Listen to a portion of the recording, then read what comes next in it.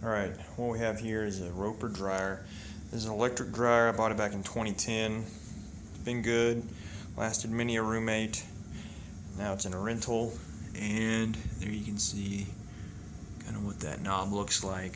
Nothing fancy at all. I think it was 250, maybe 300 bucks. But what it started doing, it was running. It would blow air. Sometimes it would blow hot air for like a minute or two, and then sometimes it would blow for a second or two, and then at the very end it just stopped blowing hot air entirely. It didn't matter when I turned it on. And so you'd have to run a load through it probably 3 or 4 times before it to get it to dry. Anyway, so I tore into the back here. These are pretty simple. I mean, if you tear into one of these dryers, stand-up dryers, they're all pretty much the same. So here you can see it. There we go. You can see it for the most part. This is your air outlet. Air coming in, air comes in there. Of course, on the back panel, yeah, that's why you have all these slits here for the air to come in. Anyway, so the heating element is inside here, and that gets the air hot, blows it in there, comes out through here, goes to your dryer vent. And in this case, I don't have a dryer vent going outside, so I have one of these internal ones. It's not that good. I'm looking at getting one with a filter on it. Anyway, whatever. Here you can see kind of how I troubleshot it. I ended up finding they had the service manual in here. Well, not really service manual, just the schematic, which made it really easy, but there's not really much to it. There's the timer that has all the read switches, I guess, in there that put power to the heating element. So basically power comes in to these 2 legs right here, 220,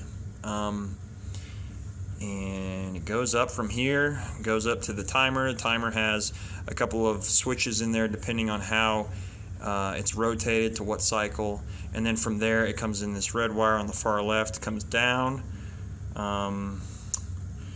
goes into, I think the first thing it goes into is down here. There's a thermal fuse, and then from there it comes up, goes into here, I believe, and then goes back down into here, and then this is attached to the heating element.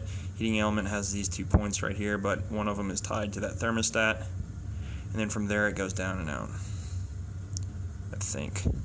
Either way, that's kind of I'm pretty sure that's how it goes. Anyway, so what I did in troubleshooting it, I took a multimeter, I put it across these 2, checked for continuity there, it was good.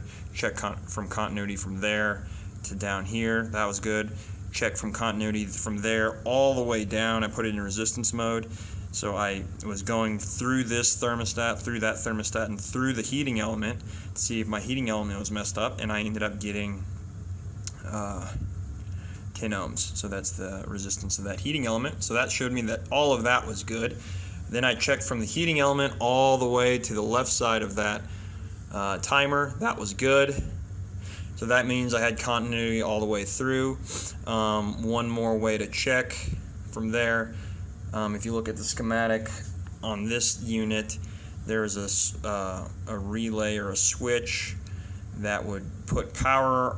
It would tie one end of this heating element to one of the legs. So what I did is I plugged it in and I turned it on. I wouldn't advise doing that unless you know what you're doing, because you're dealing with 220 volts. It's pretty dangerous. So anyway, so I did that.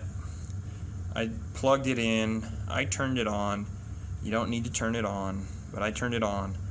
And I checked, and I had power all the way up into here on the left-hand side. And it's not plugged in right now, by the way.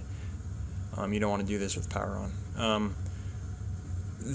I checked power here when it was on, and I had 200 volts here, or with respect to the other side, to C over here. C is the third one over. I had 200 volts there. So what that tells me is that since I have a voltage drop across those 2, that means that it wasn't shorting those 2 out. And in the schematic, it showed that those 2 were supposed to be shorted out, and I'll go into that in detail later. But basically that provides power or voltage, 100 volts with respect to neutral, 200 volts with respect to the other line, and it provides voltage to this one, then it goes down and goes through this whole system and gets that sucker hot. So in here, real fast, I didn't really find anything going too much into what these two are. One of these is just a thermostat and the other one's a heater, and this is just a thermal fuse also. Anyway, so this 4-prong device, I had to look at the schematic to figure out what it is, but it's not too bad. So from there, I went in and I found out that the actual issue was the reed switches that go in, and they're supposed to tie A to B to C, and there's A, B, and C listed on here, and that's in the schematic also, and I'm going to show you that here in a second. But right now, I'm going to go ahead and plug this guy in and verify that it turns on. Again, this is very dangerous. With it all exposed like this, you got to be extremely careful that you don't lean up against it or anything like that. So I'm just going to go on to very dry, auto dry, and what I'm looking for here is I just want hot air coming out of the exhausters coming out cold, or intermittent hot cold. And then also you can actually look down and you can see the glow in here. So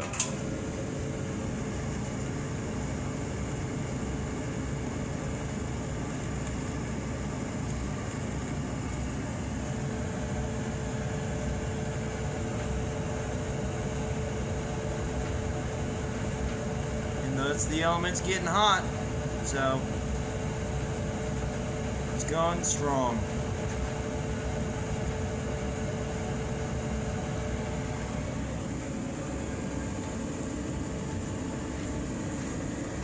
And I didn't pay anything. This timer, which is what was bad, cost like 40 to 80 bucks is the range I found, but it costs 60 normally. So you can see the flash in there. That's because those reeds are making contact and letting go. And you have 220 volts and I think 1 amp going through it. It's a lot of power going through there. So, I mean, the entire power of that heating element is going through there. So that's why that flash was going on. And you'll see when I opened it up, I talk about those contacts and they had carbon on them and all that kind of stuff.